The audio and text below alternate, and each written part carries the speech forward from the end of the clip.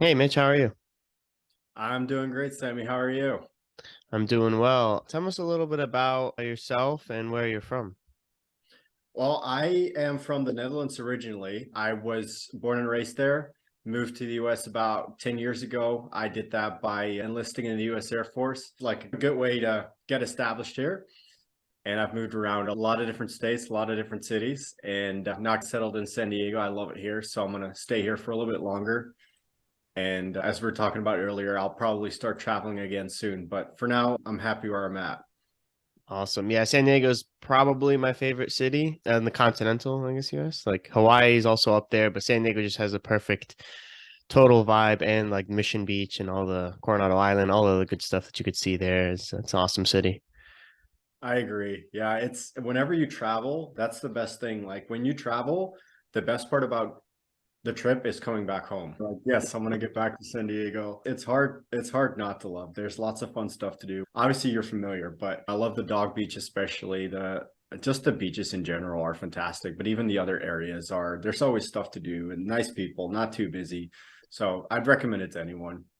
Agreed. Yeah, especially it's a little bit less hectic than like the LA counterpart, even though it's still close by and stuff. So I think it's important. And speaking of LA and the comparison between that, it's like keeping up with the Joneses. I feel like you see a lot more. And like when you think of California, you think of Hollywood. San Diego doesn't really have that, but now even if you're not in a location that does that, social media does that. And we talk about it many times on the podcast, like fleetingly, where if you compare yourself to other people on social media or you try to keep up with the Joneses, it has that negative impact. But we don't really go into depth on what truly happens when you get absorbed in that. So I'd like for you, because I know you have some experience with the negative side, unfortunately, what actually happens to you when you get absorbed in the social media comparison cycle?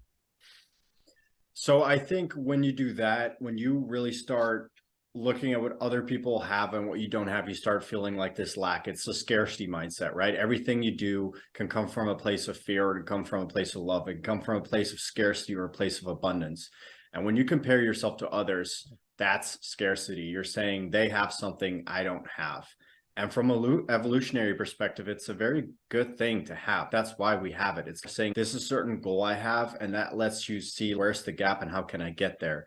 But the world we live in with this hyperstimulation of social media, of advertising, all these different things that are programming and domesticating us to want things all day long. So all day long, we're feeling like my body isn't good enough. My looks aren't good enough. My job isn't good enough. My car isn't good enough. My children aren't, whatever. And everything is just constantly bombarding us with making us feel like we have a certain lack.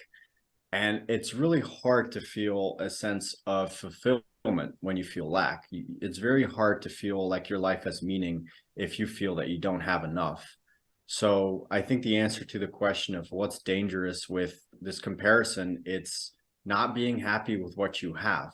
Mm, And of course, we want to improve certain things. I'm not saying don't ever work out, don't eat better, because those are obviously very important things, especially when it comes to relationships and mental health and such. But if that's the mindset that you're in all day long, then you're really not moving forward, you're just moving backwards. Like the only really comparison you should be making is yourself yesterday. Did you do something a little bit better than you did yesterday? And that should be enough. I agree because like there's a tough balance between being content with where you're at, but still wanting to progress, and then just being complacent and not really improving. And I think that the difference is like, do you still want to improve a bit regardless of how you feel? Like if you feel like you're in a good spot, that I think is good, that's the content part. But always wanting to still improve a bit from yesterday, and that continuous improvement is what stops you from being complacent, because if you're complacent for too long, then you start regressing, and then it starts to feed into the negative. Oh man, I'm not good enough, I'm not getting any better, I'm getting worse, and then it just go down that rabbit hole some more. um, so how do you counteract that? Do you stop looking at social media? Do you take some hiatuses every week or two? Or what do you do to pump the brakes when you feel like that's happening to you and you're starting to dive too much into the comparisons? My answer to that is kind of cliche. For me, it's all about balance, and that's another discipline. Just discipline being the opposite of complacency, right? It's saying if I do nothing, I won't progress, and if I do everything all day long, I won't progress either.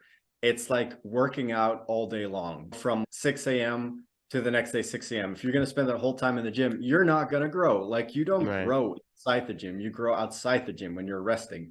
So it's finding that balance between what is the optimal amount of effort that gives me the most amount of return with the least amount of risk.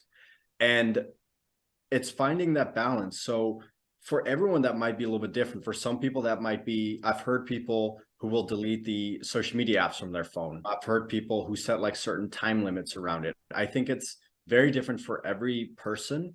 But what I think the common thread around it is that you put yourself first. So one of the really like good examples I can give for that is when it comes to waking up. Most people, I'm willing to say 99% of people I talk to, if not more, they wake up and the first thing they do is hit the snooze button because they hate waking up. They hate getting out of bed.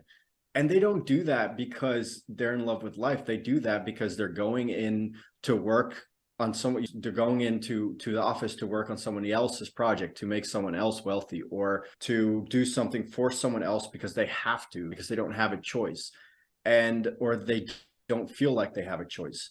And that's really, I think, what happens when you constantly allow yourself to be distracted again by social media advertisements instead of putting yourself first.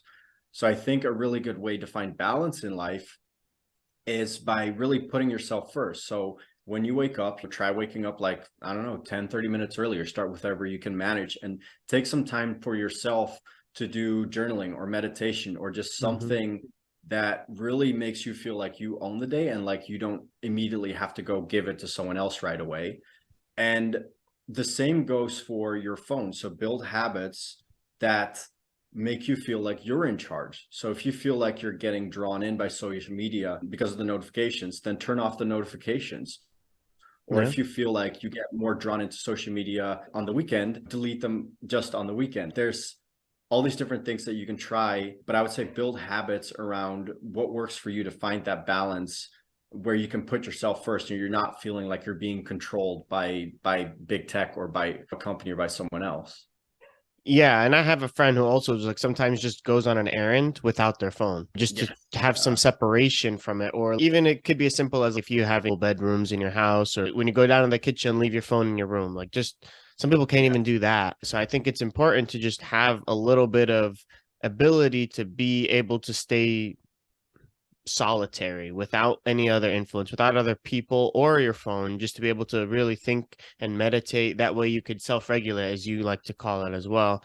And I think that's really important because otherwise then you're always on the go and your attention span is just, it's never has time to sit and reflect and be like, how am I actually feeling right now? I love that.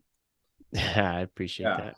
Yeah, it's really about that solitary, I think. It's we're so used to our own voice, I would almost say, like our own identity being drowned out by every like noisy environment around us, and just leaving your phone at home when you go for a walk, or leaving your phone alone when you go do an errand, or not looking at your phone 30 minutes after the first 30 minutes within waking up. I don't look at my phone about the first 90 minutes of waking up, and really spending some time alone. And I essentially embracing the idea of almost boredom, just being okay with that. Like when you're okay being bored, just not having distractions around you, you have much more potential for creating a fulfilling life.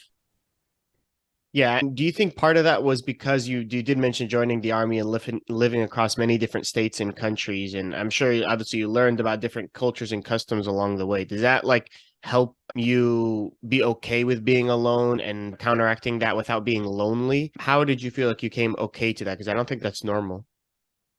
Yeah, absolutely. Yeah, that's a great question. I didn't start that way.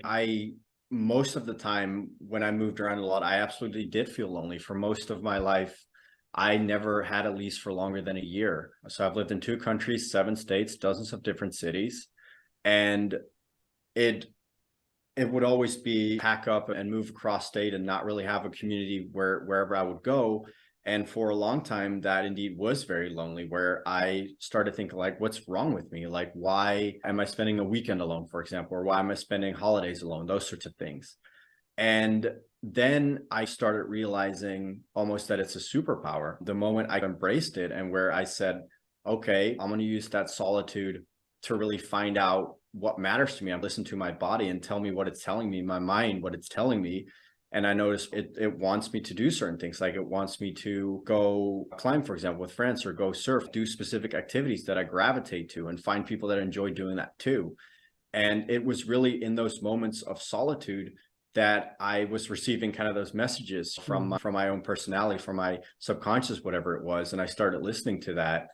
And once you start feeling, I think, like you have a solid community and you have a solid group of friends and you have a good impact on people, then you don't mind that solitude as much. And it really becomes like this very powerful, when the waves come, like if you imagine like an ocean where it can either be super rough weather and you can't just lay down and relax, but if it's just smooth water, clear skies, then you can just float there and relax. And that's what solitude for me is. And then you can really think and listen and journal and think about what matters to you. And you can take that with you into your relationships, and it makes everything stronger that you do. It makes your relationship stronger, your activity stronger. It makes it more meaningful.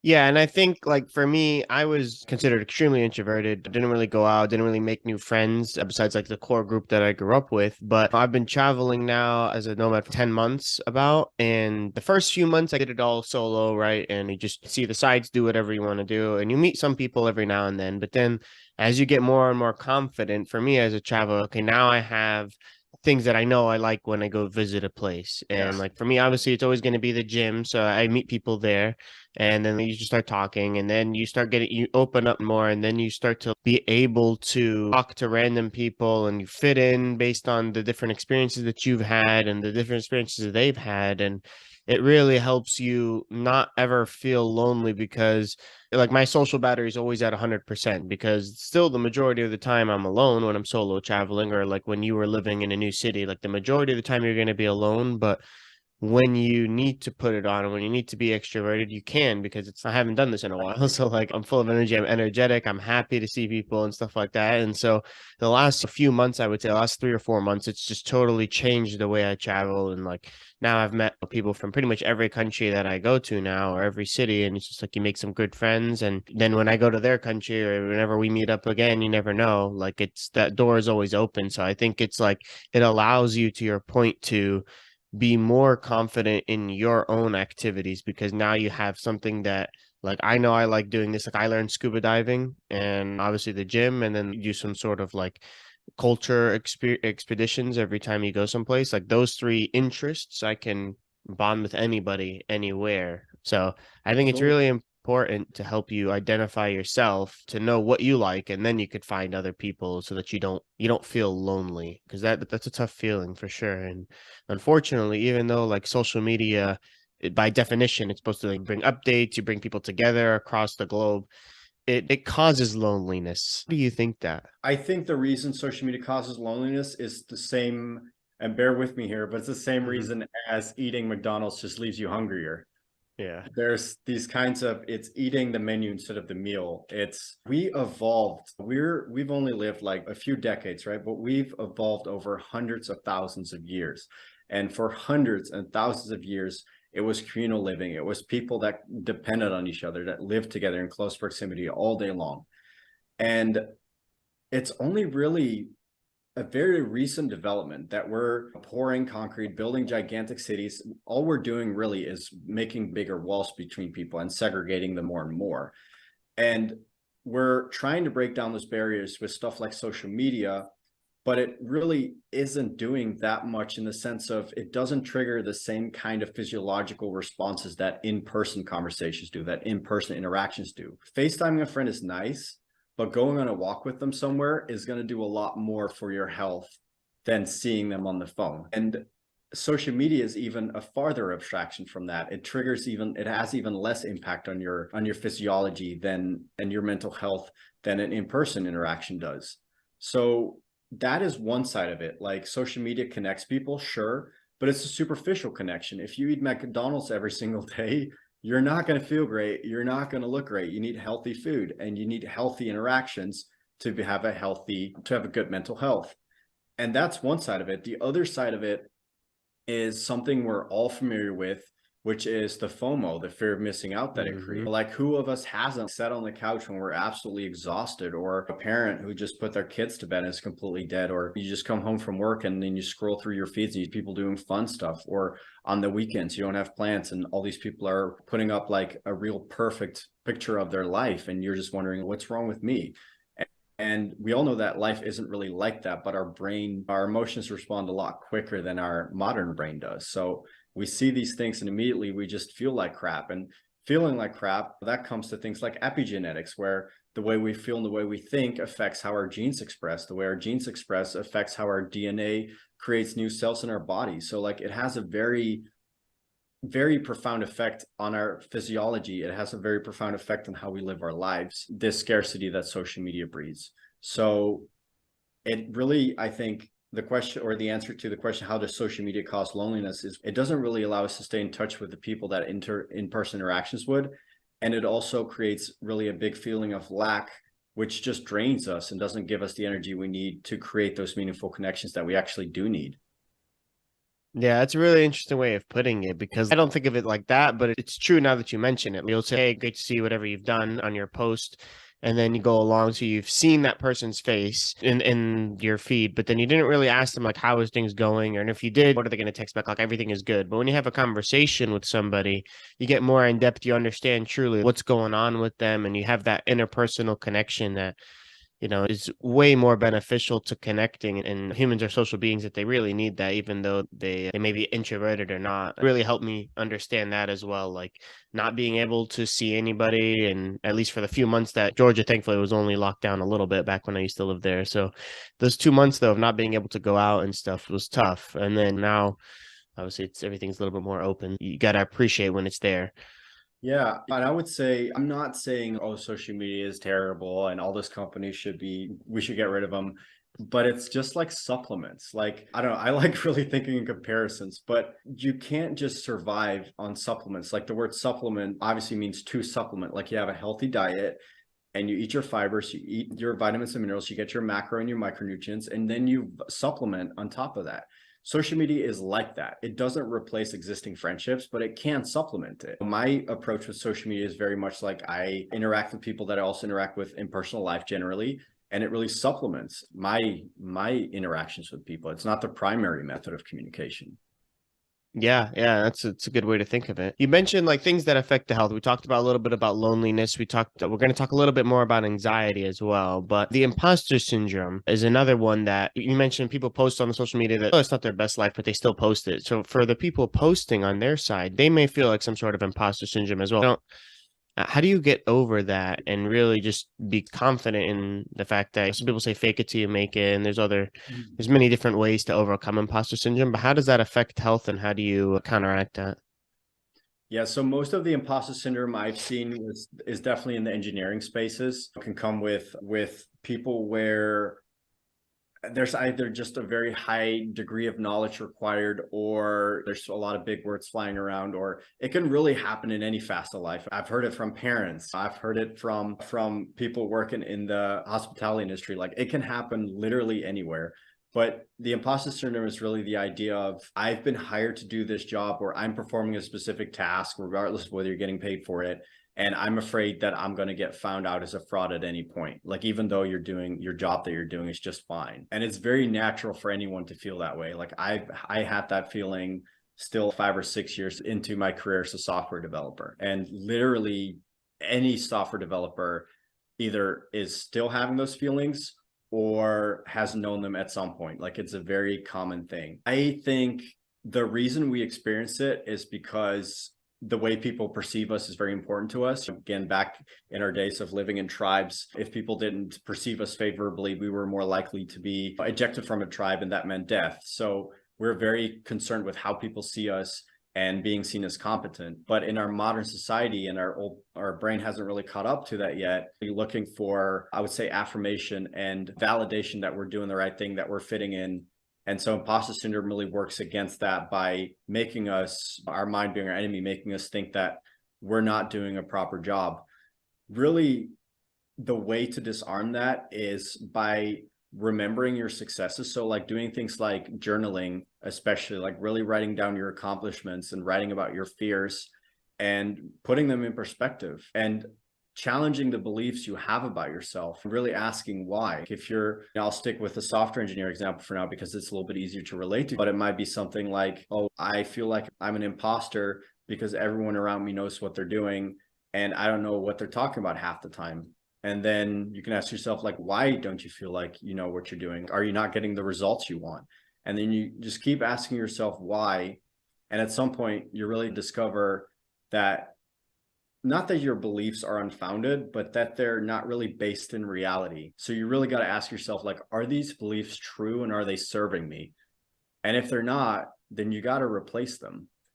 And of course, finding a mentor really helps. That's always helped me a lot. So just going to someone that you respect and being open and vulnerable about how you feel. And people are generally going to want to help you because they're going to be flattered and honored that you ask them. But finding support through friends and family and mentorship and challenging your own beliefs, that's really how you're going to get out of imposter syndrome. But it might take a while. Changing your own beliefs isn't easy, but it's one of the most important things you can do in life.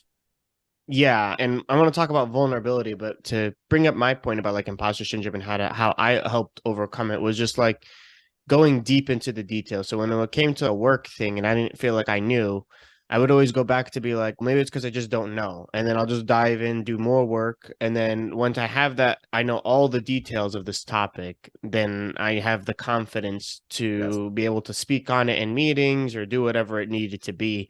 And it's important to, like you say, if those feelings are, or if those beliefs aren't serving you, discard them. If is it a feeling or is it an actual fact? I think that separation, because your mind can definitely play Yes. tricks on you.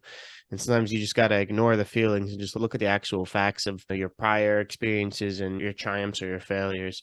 But when you talk about being vulnerable and reaching out to a mentor, I think that's also really awesome. But unfortunately, our generation is I think, getting a little bit better, which is good. But historically, men have not been very good at being vulnerable and opening up in a safe space or doing anything like that, a type of thing, because there's a lot of different reasons. We don't have to go into why, but most importantly, how can we get better at that and be more vulnerable and or open into a safe environment, whether it be one-on-one with a mentor, a close friend, a significant other, whatever it may be. But it's something that we definitely all need to improve on.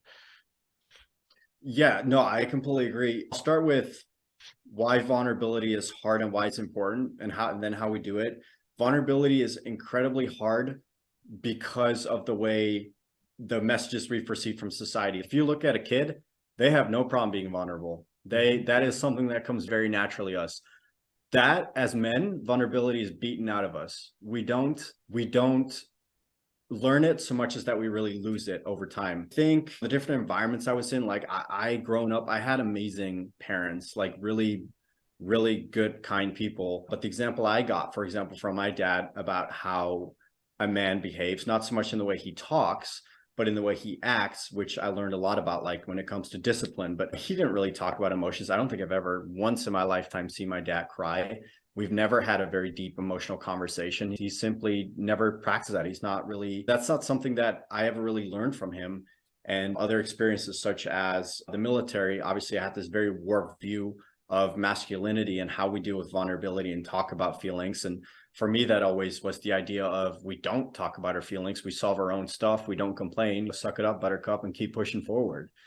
And until I reached a breaking point, that's how I lived my life. And at some point, I realized I can't go on like this. But that's how most people live because we've been told how to live. And vulnerability is incredibly important because it's the cornerstone of connection.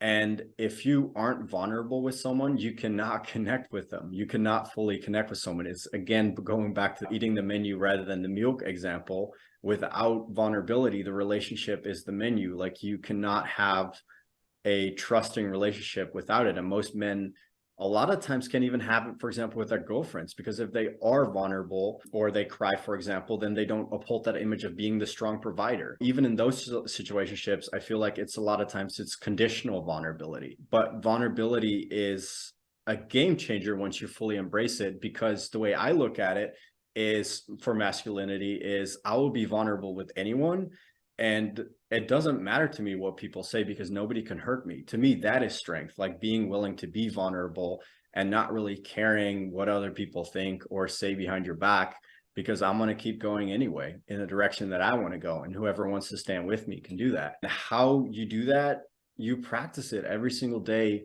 You just take the minimum step you can take. It's not something where you go to bed and you say, tomorrow, I'm going to wake up with vulnerability. It's the same as discipline. It's a habit that you build every single day through action, through what is the smallest thing I can do today. And that might be calling your mom and telling her about something you did when you were a kid that she might get pissed about. It might be being truthful with people around you.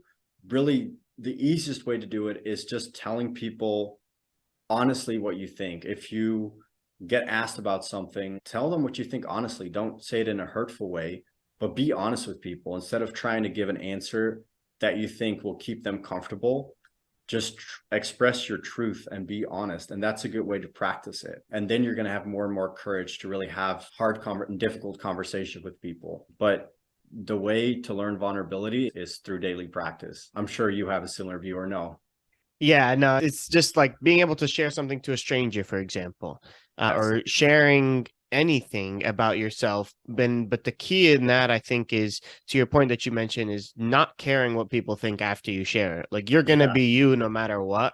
It doesn't matter if the stranger thinks of something that you said and now he thinks you're weird, or she thinks you're weird, or your friend judges you. Like, when you're comfortable in who you are, and that gives you the power, I feel, to be vulnerable, because then it's just like, yeah, I'm still confident. I'm still comfortable who I am. It doesn't really matter what anybody else thinks. And again, you're not going to go avidly like disrespecting other people. That's not what being Yeah. vulnerable is, but it's just sharing your truth, sharing whatever you feel like is what is going on. If somebody asks you something, give them your honest answer. And it may be uncomfortable, but the weird thing is like people will respect it at the end of the day. Like, they may not love it, but they'll be like, okay, I know I can go to this person and he'll always tell me the truth. And I feel And like that's, yeah, good. you become like a magnet. It's like Yeah. where you attract the people that are just right for you, and you repel the people that just really aren't a good fit at this phase in life. They might be later, but they're not right now.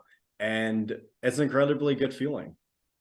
Yeah, and to me, it also helps with like anxiety, because like when somebody asks you one of those tough questions and you like try to skirt around the edge and try to give them the politically correct answer that doesn't hurt their feelings, it's like it gives me too much anxiety. Like, I don't know, I don't want to lie, but I don't want to hurt their feelings. So I say what I feel, and that just is definitely, for me at least, it helps ease some of the angst of a tough question sometimes. But obviously there's many different types of anxiety, and I wanted to circle back to it. So tell us a little bit about whether there's performance anxiety at work, for example, or just like social anxiety of meeting people. And we talked a lot about the social media aspect as well. How do you those two things? So when it comes to performance anxiety and social anxiety, I think they're pretty similar in the sense of the way they manifest in our bodies. Like, it's really just nervous energy, right? It's like nervous sweating, or your heart beating faster, or shallow breathing, all these different things. I think the way to overcome them is through deliberate practice. So asking yourself what things make me uncomfortable, and then doing them. Is talking to a stranger uncomfortable? Go do it. Is making a sales call uncomfortable? Go do it. If you fear something, or if something gives you anxiety and you don't do it, the monster's only going to get bigger, because the belief that you have in something is really what gives it power. So if you stay away from something and you don't practice it, that power is going to grow and grow. We've all experienced that. If you just face something, it might be scary, but it will take that belief away, and that takes the power of that belief away, and that frees up all that energy that you can put towards something else. So if you have performance anxiety at work, ask yourself, what specific task is giving you anxiety? Is it having to do presentations? Is it having to make calls? Or if it's in social settings, is it talking to someone that you're sexually attracted to? Is it talking to someone you think is more intelligent than you are? And then go out and practice that, and you will just become desensitized to it. I do this whenever, for me, fear is like a guiding beacon. If I'm afraid to do something, obviously fear is also healthy because it keeps us from doing stupid things that will cause death.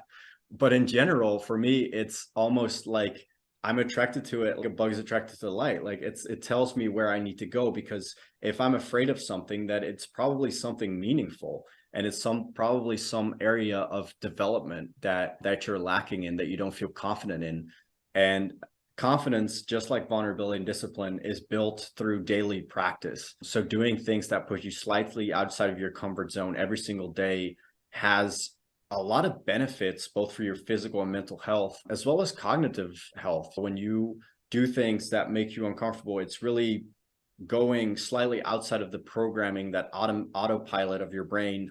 And that has, I won't get too much into the biology behind it, but that has all these different impacts in the brain and neurological processes that really keep your brain healthy. It's the people that do the same thing, that drive the same route to work, that wake up on the same side of the bed, that brush the teeth with the same hand, that do everything the same every single day. Those are the people that decline the fastest. Find things that make you uncomfortable and become comfortable with them. Yeah, and for me, like a social anxiety tip that helped improve, I think for people who like they can't eat at a restaurant alone or go to the movies alone. And I think those two things like are quite easy now, obviously in retrospect, but the first time you do it, it's definitely awkward. So I think just starting Yes. small when you're doing Yeah. daily progression, you always start as small as possible. So maybe it's the movies where you're not going to talk to anybody anyway. So nobody's really going to care.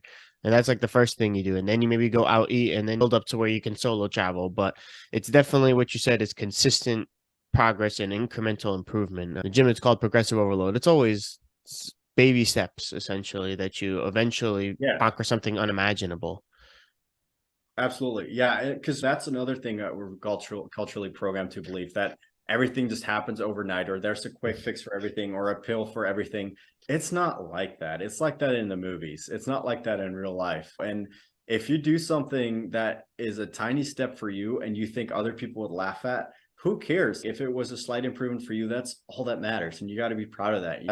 You got to have compassion for yourself. We all have our difficulties, and being proud of your accomplishments, no matter how small, is so important to trusting yourself. Yeah, it definitely takes a lot of growth to be able to admit that. And I wanted to also ask, like, if people they take nothing else away from the episode, they're going on with the rest of their errands, or they have other things to do, and they're gonna go on to the next podcast, for example. Before they do that, can you give them one tip related to building that discipline, that consistency to overcome loneliness and anxiety? Yes, my biggest tip would be start a morning routine, because that affects the rest of your day. I always compare whether you make your bed or not. If you walk into your bedroom in the middle of the day and your bed is untidy, it looks like a mess, there's clothes all over it, that represents your life, right? You feel like this yuck feeling of, oh God. Versus when you walk into the bedroom and it's made tidily because you made it as soon as you got out of bed, you're going to be like, yeah, nice. Like, I'm in charge. It's the same with a morning routine. Like, you can start with waking up like 5 minutes earlier, 10 minutes earlier.